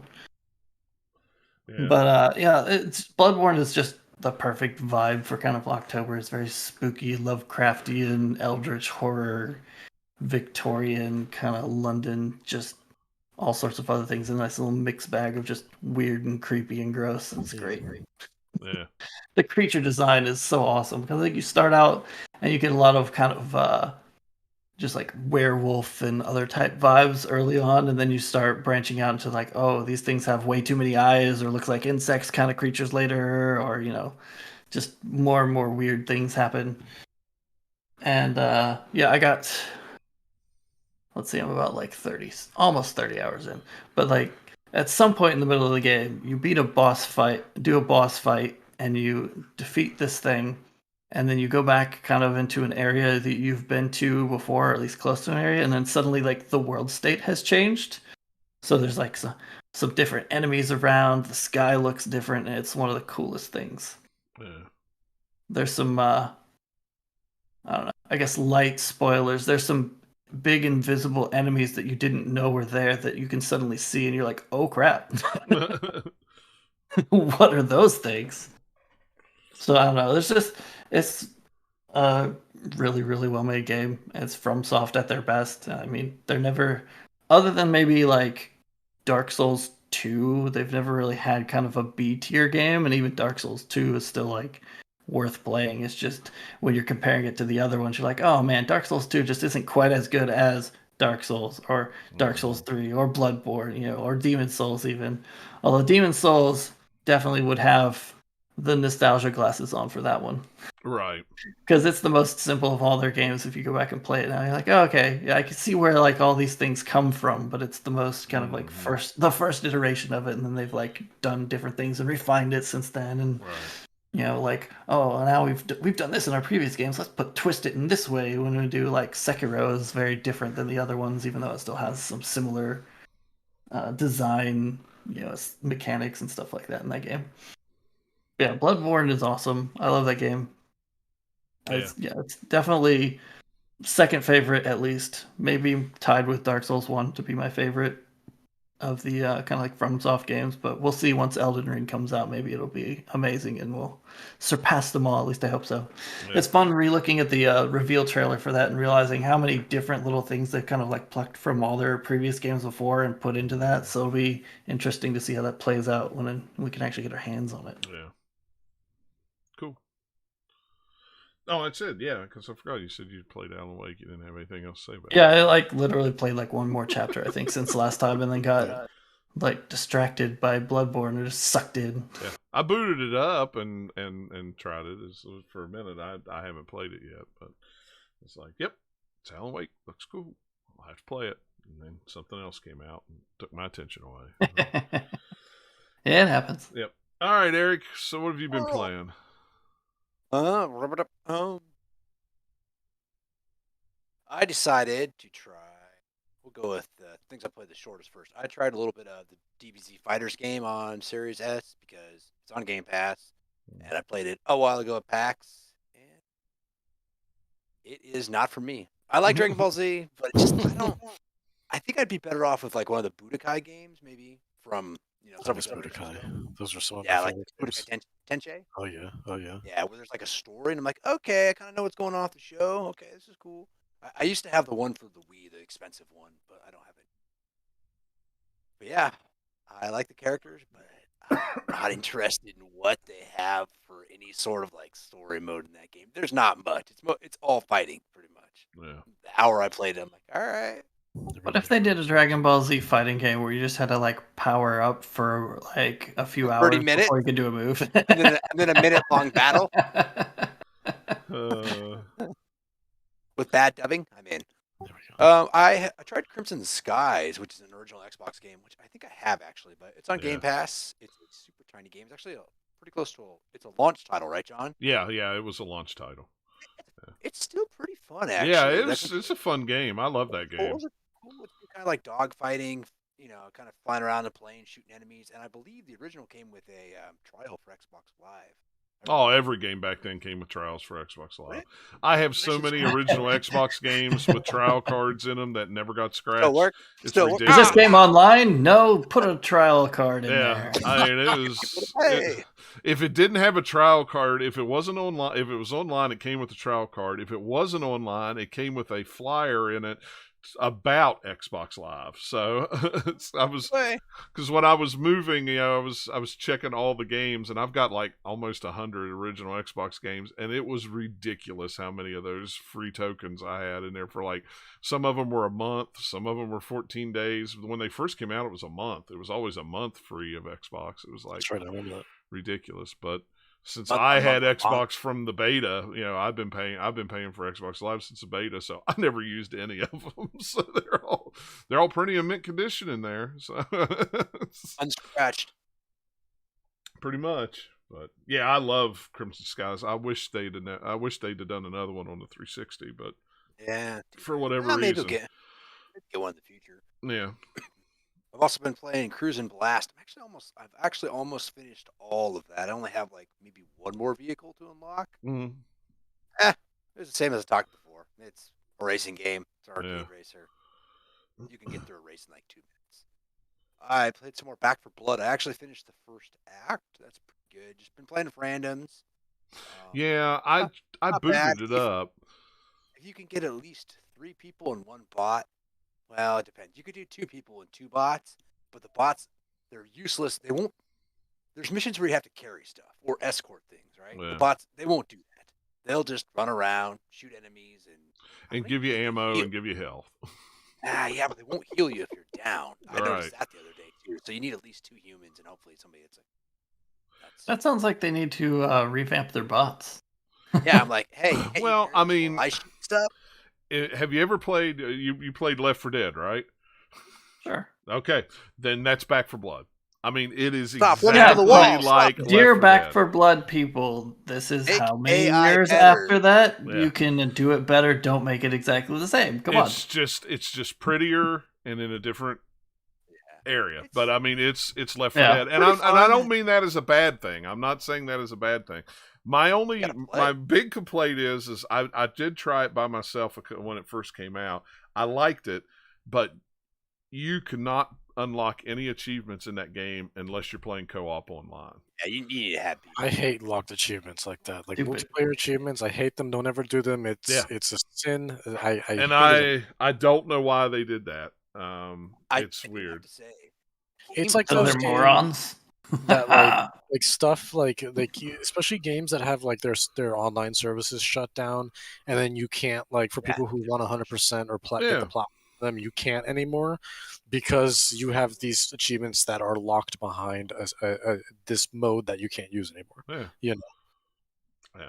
I mean, it's a fun game, and I need to sit down and carve out some time to say, hey, let's all play. But good grief, I mean, it's hard to get 3 or 4 people together all at the same time Yeah. and try to carve I out mean, a game. I do have to say the online play is pretty good. I'm downstairs on just using wireless. Yeah. It's fine. Like I have less lag. My frame rate's good. Like I've watched like other people. I've seen a couple people on the cloud. It's been okay. I've seen people like definitely some pretty bad lag, but it seems to work pretty good. At least the net code's good. Yeah. Yeah, other than that, I really haven't been playing much. According to the notes, I've been playing called something Spirit Lucky's Big Adventure, although I'm pretty sure I haven't. One of you guys, your fault. But- oh, Maybe also, subconscious- the Unicorn Princess, which we must have gotten for review, and no one told me. Subconscious. Does it Yeah, feature that's- a squirrel? What? Yeah, exactly. Come on. Of course it But, does. Go play it now. Yeah, it's just been. I've been using the Series S a lot, and I've been really liking Game Pass. I've said this a million times over, and others can Game relate. Pass is brilliant. Yeah. It is well worth the cost, and if you can get it for a discount, it's on sale all the time. All right. It is- They're doing $1 for the first month again right now. So Or you They can did do that, what your guy did and get yeah. it for way less than Or even discounted price. do it like Nathaniel did. I mean, That's- version. Totally legit. yeah. If Microsoft could shut it down immediately if they wanted to, they just haven't. It's this quote unquote exploit has been there I think for a while. at this It only point, works it's if you don't them currently just have being Game like, Pass, though. Yeah, Right. see, that's the thing. You and I Yeah. talked about this, and I got all excited. And you're like, "Wait, you have Game Pass?" I was like, But if you let it expire and then do it, it supposedly still works according to like the Reddit threads and stuff that I've looked at. So as long as you I have to don't look at currently that. have it, if it expired like a day or two ago, it should theoretically still work. Well, I'm still good till March of 2023. So Yeah, I'm like, I got it for like 3 years of it, but for the price of like 1 year or Right. something ridiculous. that was a good way to do it. Yeah. It really worked out. So. Well, I was like finding some conflicting information on whether it still worked or not, or if it was still like 1-to-1 time for like basically you buy Xbox Gold and then convert it to Game Pass by signing up for it and paying the $1 to sign up, or like the full month or whatever, depending on where you're at or what deal they're running at the time, and then Right. it converts it all over. So I was like, well, even if it doesn't work, it'd still be okay deal, but it worked as well as it was supposed to. So I got quite a bit of Game Pass all queued up. Cool. Yeah, I mean, Yeah. I love it. I mean, and it's, I don't know. People, there's a lot of people that complain about it, but I say phooey on them. Yeah. Yeah. I don't know. What are they mean, complaining the about? reason- Cost? Game Yeah. selection? I don't care. Well, they look at it as it's just terrible for the industry. It's a terrible thing, and I'm like, how is this a Not- terrible thing? You know, Not like Microsoft has not. Millions per game. Like I think they're making their money Well, regardless. yeah, I mean they're making their money, and plus it's just you think about how much money Microsoft's bringing in every month from that. You know, it's when was the last Well, it's time? always good for Microsoft for sure, regardless. But Yeah. if it wasn't good for studios, they wouldn't come back and put their games on Game Pass and that's again. yeah. But they there's wouldn't- also the like weird hidden benefits of, say, like, okay, you have a previous game that was on Game Pass, and then your new game's gonna be coming out, even if it's like 2 years later or something. A bunch of people play the previous one on Game Pass yeah, and like it a lot, and they'll buy the new one because they like the previous game. yeah. And That if you it know, wasn't on Game Pass, much fewer people might have played it. and never if know. if you don't mind buying digital games, you usually can buy them at a discount. You know, if you're a Gold Yeah. or a Game Pass member. So I don't know. To me, it's The only reason I didn't get it like way sooner was just because I already have such a huge amount of like things on my Steam library from all the different bundles and stuff I've bought and just other backlog games. It's just like, I don't need it on my Xbox One X that I don't play that much. But when I got the new Series X, I was like, I'll get Game Pass to go with it. Yeah, absolutely. And that's all you played, wasn't it? Yeah, it's been really busy with work and some other stuff, so I haven't played that much. Yeah. I am gonna go get that game with the puzzle game that Dennis was talking about. Yeah, man, it's great. I looked at Super it on Level's awesome. Steam. I was like, oh, it looks really cool. It's on great. Xbox. I'm in. Can't recommend it enough. Yeah. All right. Well, let's get into news real quick. Not too much to talk about. Hot off the presses, it was just announced a couple hours ago. PAX South has been canceled for the foreseeable future. No. So apparently, they stopped it because of lack of growth and COVID-19 issues. What city was PAX South in? Was it? PAX. I mean, honestly, my issue is we got PAX West, we got East, we have PAX South. West and East are pretty much the same show. Right. Same focus, same sort of thing. One is in nice temperate Labor Day weekend. The other one's in balls cold March. I don't understand February. that. Yeah, Last February, time I went March. was the end of February. Well, and that's the whole reason why I've never went. There've been opportunities of getting press passes and stuff like that, and I've been very tempted to go. But the trouble is north, east in February or March, there might be a half a foot of snow on the ground, and it's like I'm not. It's. Well, it's because they've gotten stuck there at this point. Because when they first started it, they wanted to go sometime that's like, it's not E3, it's not some of the other big shows, and they probably just slotted in there, and then it's been there. And now it's there. So and then they have the one in Philadelphia, but it's a tabletop one. It's not even really a gaming. Well, I mean, it's gaming, but it's not video gaming. Not video games. Yeah. The one in San Antonio, PAX South, they usually had a lot of focus, like Gears was there and stuff like that, and they had a lot of game developers from, Gearbox was there. They had a lot of game developers from Texas and stuff. Yeah. So it was always kind of interesting. They had a little bit of emphasis on PC gaming, more so than I saw at West and East. But whatever. I mean, who knows? It kind of is what it is. Came from out of left field there, but we'll see. I mean, it doesn't surprise me, honestly, because that's the one that people forget about the most, that they still do it there. Plus, I think it's a bad location, because you've already got kind of like PAX West, and then you've got PAX Southwest is what it should be called. Right. So, like, if they'd had a different location, maybe it would have done better. Who knows? But... Well, and then you got, what is it that, QuakeCon, down there too. That's big, because. Well, it's because you've got so many PAXs and you've got 3 of them in the same country. It's just like how many people are going to want to go to even more than one, let alone 2 or 3 of the PAXs, and one of them's got to lose out. Yeah, if they would move PAX West to like May, April, 1st of April and 1st of May, something like that, I would probably be more apt to go. February, well, it doesn't matter. I'm knee deep in work in February now anyway, February, March, so I wouldn't be able to. But the weather is just, no.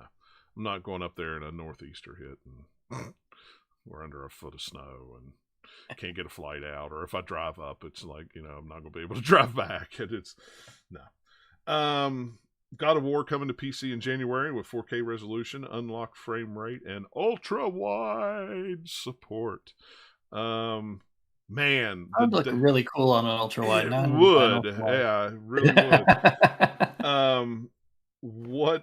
What I like, or what I found funny about this announcement was, I remember reading people's tweets when Days Gone and Horizon Zero Dawn come out, and a lot of those, I still call them ponies, one of those hardcore,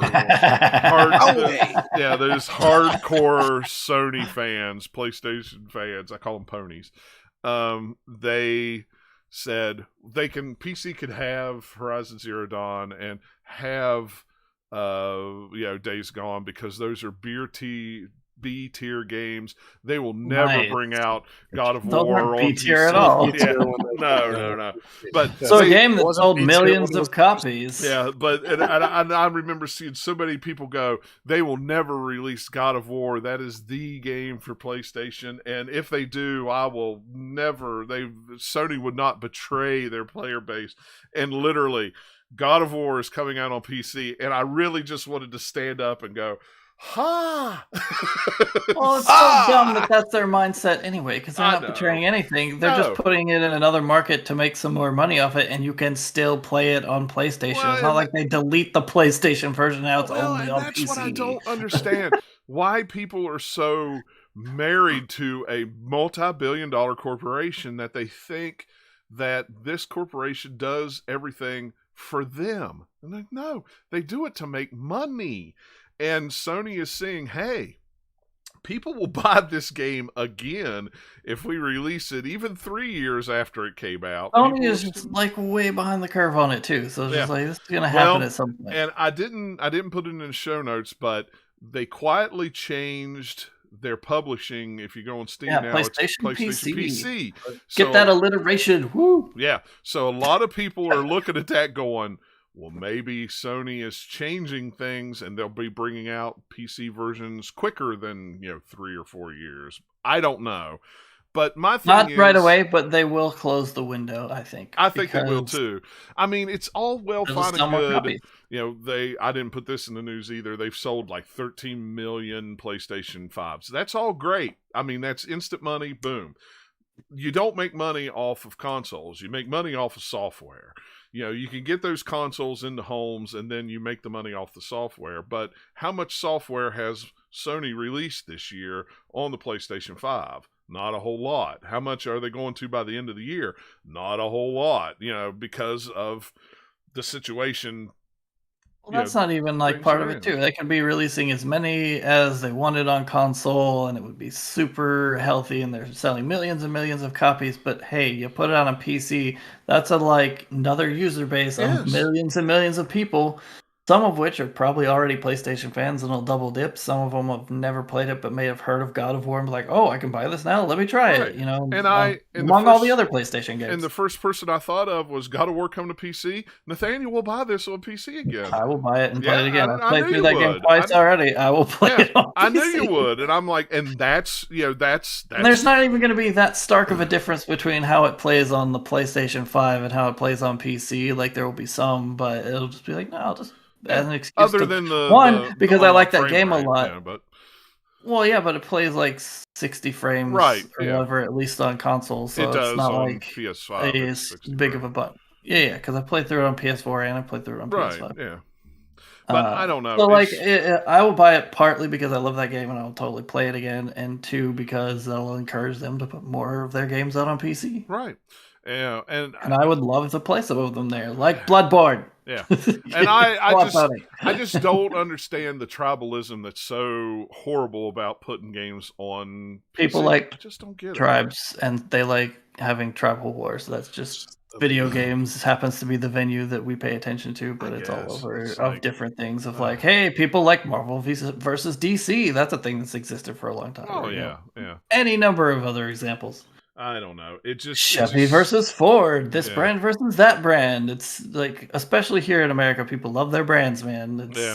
It's dumb, but it's so strange to me. It's like, and this is another case where, Microsoft Sega versus Nintendo. This is another case where Microsoft, was a little ahead of that curve and said, well, we're going to go ahead and put them on day one on PC. And, even though Game Pass, Age of Empires launched yesterday on Game Pass and Steam and everything like that, they released the numbers today that yesterday there was 54,000 concurrent people playing that game on Steam. And that was that was like the highest game.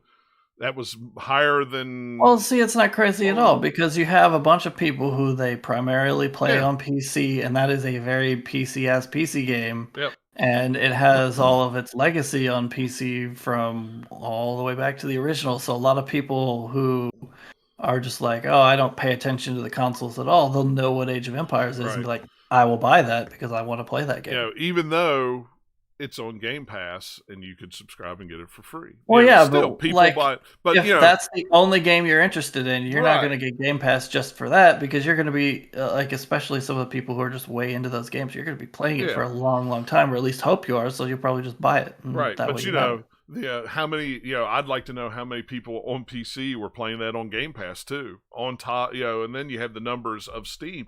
That's a big deal for day one of a game.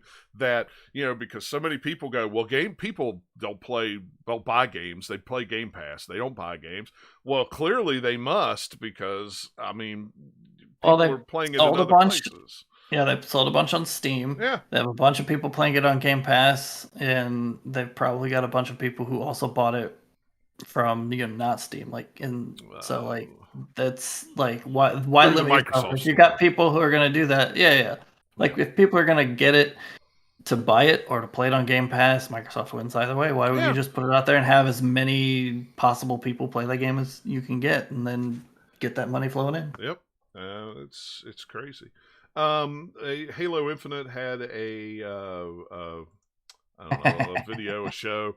What did you think of it? It was like a 6-minute video. Yeah. I don't know. I thought it looked pretty. I had two major thoughts. One, I was like, there's some people working on the Halo Infinite that love Battlefield, because it had an only in Battlefield moment where there's someone jumping out of a jet and then shooting another jet and jumping into a jet. I was like, come on, do that in multiplayer, you suckers. You can't do that in your campaign. That's lame. No, I'm just being dumb. And then and then it was like, this feels very much like Far Cry to me, except just Halo. And I was like, less interested in it from that. I think it looks pretty. I think it looks fun. I think as a single player, it would be less fun. I mean, this is just impression from a 6-minute video. It could be amazing. But it looks like it would be the type of game that would be a lot more fun in co-op. Which is not going to launch. It's kind of sad that they don't have it right away, but eventually when they put it in there, that'll be a fun way to play it, I'm sure. But I thought I liked the environments looked pretty. I thought all of it, but I don't know. I haven't directly compared it to when it was originally revealed, and everybody complained about how bad it looked. I was like, it looks like Halo. It is a big difference. It's a big difference, sure. And I could tell like that there's some more detail, but I'm just like, it looked good before, and now I thought it looked good even better. So cool, we win, I guess, but we just had to wait a lot longer. Yeah, I mean, I thought it looked good before too, but I mean, I watched a side-by-side video that once I had the clips out of the original and because it wasn't quite the same trailer or gameplay that we saw, and some of it is like, it is, and this still doesn't have the ray tracing in it that's coming sometime next year. They're adding to it, so it's like there's still that cracks me up though. It's like, okay, you're a giant Microsoft property that you can't get the ray tracing in there from the get go. Like you had to know that was going to be a thing that was a major part of the console when you were developing this, and you still don't have it in. Yeah, and I will play it day one, by myself. But then when the co-op launches, I'll be more than happy to play that game again in co-op. That's one of those ones I that hear I it's don't really really good care as a about. single player. I might just because it's on Game Pass, but I was planning on waiting to do it as co-op if I could, probably. Yeah. It's just that the Halo games are a lot more fun in co-op, I think. Yeah. Oh, I agree. The only thing, like in the past Halo games that I played that was fun, like on your own, is when you go to the higher difficulty levels and you're just trying to have that like super difficult shooter kind of experience. That works pretty well. But I don't know, just playing with other people's fun. Yeah. Dennis, Eric, anybody want to add anything before we go on to the next story? Not really. No, I mean, I don't have much. I mean, I'm looking forward to it. But yeah, no, I think something like I just worry about with how much they've had to push back Halo. It's not just been because like I feel like the game isn't done. It seems like they've been pushing it back more so because of the fact that there's a lot of technical things that they still need to flesh out, that they really want this to be a showcase piece for the hardware. Yeah. But this should have been, like Nathaniel said, something from the get-go, especially with ray tracing, that should have been there from the start. That shouldn't be something that I mean, they could have been working on it, and it's just they ran into unexpected issues. That stuff happens all the time too. And with we have no idea. The director changes they've had, during the development of this game, and people, and other people even just, the turnover is, I don't know, not being in that type of industry, I don't know if that's normal. If the work, who knows? But at this point, it at least looked like they listened to fans, and as much as I would have liked to have had it, when the Series X came out, it is kind of cool to get a Halo game. And do we even know when they started developing it? It could be kind of like a, we'll just say cyberpunk, but not quite that disaster. But whereas like a game that was obviously rushed out, and then when they were showing it originally, if they had released it that year, it would have felt like a rushed game. And now they've just had the actual amount of time they needed to finish it. Maybe that's the situation. Who knows? Could be. I don't know. State of Play was this week. Did anybody watch it? Yeah, I was the only one that thought this was a yawner. I mean, it was not just a yawner. I was like, there are better things I could be doing my time right now. Like, there was like two things in there that I was mildly like, oh, okay, and then the rest of it was just like, all right, sure, whatever. You didn't have to do a thing for this. This could have been a blog post. Well, yeah, that's the way it seemed to me. Like it didn't need to be a state of play. I mean, maybe they have some contracts with some of these studios or something like, hey, we'll promote your game or whatever. You never know what kind of marketing deals that they might have, so they have to put something out. But it didn't have anything super juicy in there. It was just like even just the presentation of what was there too was just kind of fun. Yeah, that was about the highest level it got. It was fine. Star Ocean game was announced. I've kind of given up on that series. Like when that came up, I was like, why? Just why? Yeah. Who still plays these? Also, even if you do, this still doesn't look that good. Yeah, I gave up on Star Ocean a while ago. So when I saw it, I went, "Oh, another Star Ocean game. I'm not going to play it because I'm just going to be disappointed." It's like, I mean, it was cool that there's new content coming to Bug Snacks, and it's free. So that's awesome. Yeah, that was cool. Because that game is weird. I should go back and finish it because I never actually did finish it. And then the other thing that I was like kind of like interested in was seeing a little bit more of Little Devil Inside. Yeah, that game looks really cool. I don't know when that was like the only one that really like caught my interest. Yeah, that was the only one. It looked cool when they revealed it way back whenever that was. So seeing a little bit more of that was like awesome. Now I'd just like to play it now. Yeah, I'd just like to play it. But that's about it. Don't show me again. Just let me play it. Death's Door coming to PlayStation 5. We knew that was coming. I mean, and that's a good game, but it's like, okay, it's coming there. We know what that is. Five Nights at Freddy's was announced. I mean, if you like Five Nights at Freddy's, I mean, it looked cool. Are we probably at what, like 27 nights at Freddy's at this I point? don't Like, how many know. games are It's there? a lot. It Or- is a or lot. It's a lot of Months of nights Freddy's, and it's a yeah. lot of Freddy's. Yeah, it's a whole Yeah. lot of Freddy's. And I know like literally nothing from that game other than the odd time it'll show up at a show like this, and I'm looking at this like, is this supposed to be a scary franchise? Because no, it just looks like I don't know. I don't know what it It is. just looked more It's creepy than obviously scary. it's obviously not even pointed at me. It doesn't even look creepy at all. It just looks like okay, these are just goofy mascot characters or Yeah. something. Like I don't know. It's like if you're having a scary game or you want to have a scary atmosphere, having like darkness or anything like that usually works. But instead, bright colors. Like Yeah. sure, okay. I guess maybe if you could be a creepy clown that way. I guess, but even then, you look at creepy clowns and they usually have muted colors. So like Right. bright, shiny neon colors just doesn't seem to fit the horror aesthetic to me. But you know, I've never played those games, so I haven't either. maybe I'm just missing out. I don't know.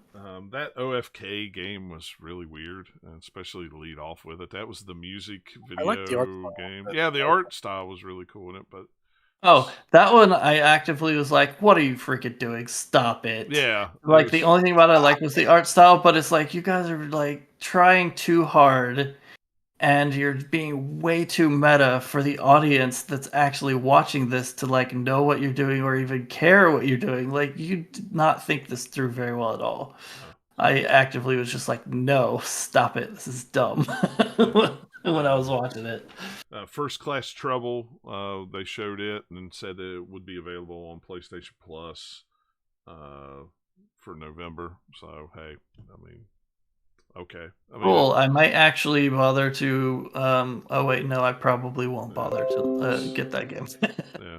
So the PlayStation Plus games this month is actually Knockout City, First Class Trouble, Kingdoms of Amalur. And what's cool is if there's actually 3 more free games this month. They're all VR games: The Walking Dead, The Persistence, and Until You Fall. I don't know anything about that game, so I'm going just off the title. But do you think that it's perhaps a bad idea to call your VR game Until You Fall? Just maybe tempting fate a little bit with that one. Maybe. I know nothing about it. Just see the name here in text. But I was like, probably don't want to have people falling in VR. Yeah. I think it was I think that was like a cell shaded fighting action adventure game or something like that. I don't know. It's all because it's the anniversary of the PSVR, so they're giving away some free VR games with PlayStation Plus this month too. So if you got a VR, I mean, maybe it'll be cool if you get the next PSVR or whenever it comes Yeah. out next year, or whenever that will be. go ahead and add them to your account, because they did announce that it will definitely, the VR2 will definitely be backwards compatible with PS4 games. I'm Oh, like, if they didn't, that I would've would been hope so. stupid. Yeah. I'm like, I saw that headline this morning and I went, well, duh. Did we really have to? Was this even a question at this point?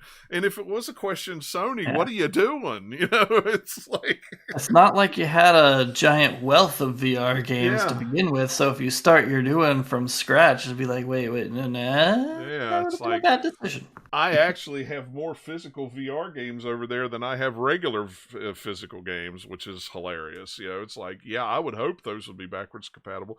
Plus, who wants to keep 2 VR headsets for their PlayStation 5? Well, this VR headset I have to play my PS4 VR, and this headset is for PlayStation 5. Well, what VR. if you have the one VR helmet and then you put a second one over the top of that one to be extra VR? That's You how wear it it works, backwards. right? No, you wear it backwards. You have a Oh, visor yeah, in yeah, the back and a okay. visor in the front. You know, it harnesses And then- that power. Then you get like the extra add-on for your third eye and your Yeah, forehead. exactly. It all makes sense. It's all technological things. It's very, very technical. But I know, I saw that headline and I'm like, why are we even having this discussion? Come on. But anyway, that was all the news headlines I had. There wasn't a whole lot. We're kind of getting into the time of year where it's going to be more, what are we playing? What new games are coming out? You know, time of year. There's which- non-gaming news that I hate, but that's fine. We don't have to go about stupid social media companies changing their names. I was more interested in why there was Sweet Baby Ray barbecue sauce on his bookcase, and he's That was hilarious. That was awesome. And then the roasts of the logo were also pretty good, Yeah, especially the one that was riff on D's nuts. That was so good. I laughed really hard at that one. But it's just like, come on. One, like, okay, I kind of get your corporate rebranding, why you'd be doing it, but you picked a stupid name. You picked a stupid fake, corporate BS reason to be doing it. Like, we're going to create the metaverse. Sure you are. Shut up and go away. Yeah, You're not going to make your company any Go better back to by the changing the No. name. Facebook is still trash. Your company is still trash, and it's still going to be trash no matter what name you put on it. Just leave me alone. And for all you all watching us on Facebook, we really appreciate it. Yeah, Hey, people on Facebook, you can be fine or whatever. Just the platform and the company that controls that platform and many others is just, for many reasons, trash. Yeah, you're not wrong. So. All That right. doesn't mean that that you can't use it or anything. It's just that the company behind Facebook has just not been good for ever. Yeah, you're not wrong there. So, all right, And guys. many other places too. It's not just Facebook. No, gosh, no. All right, so we're going to call that a show. Thanks everybody for listening and hanging out with us. We should be back in 2 weeks, unless something changes. But like I always say every week, follow us on Twitter at @GO_podcast. I try to tweet out ahead of time when we're going to be live. If you want to come join us live, and if not, no big deal. Subscribe to your podcatcher. You'll get it when we put it out. So, all right, guys. Well, thanks a lot for hanging out and listening, and we will catch you all next time. Take care. See you later. Bye-bye.